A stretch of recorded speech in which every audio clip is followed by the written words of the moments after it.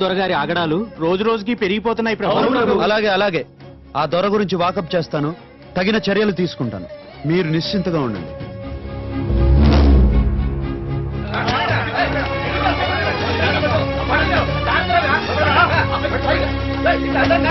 అవన్నీ మన బలలోకి ఎక్కించరా. అయ్యా మేము ఎట్టా బతకాలయ్యా? బతకొద్దురా, 2 ఏళ్ల నుంచి నా భూమి కవులు సగం డబ్బులే కడుతున్నావు కదా, చచ్చిపోండిరా. బాబు అట్టగంటే ఎట్టగయ్యా? పోయినేడు కరువు, అంతకుముందు తుఫాను.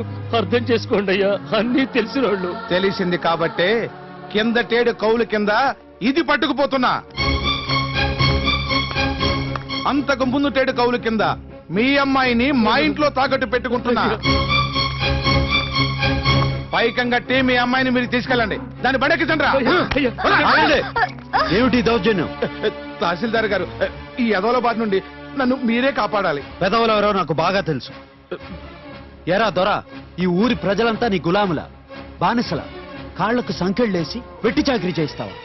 50 100 వడ్డీకిచ్చి ఆ వడ్డీలకు చక్రవడ్డీ కట్టి కొంప గోడు పొలం పుట్ర అన్ని ఆక్రమించుకుని ఊరిని దోచేసావు కదరా.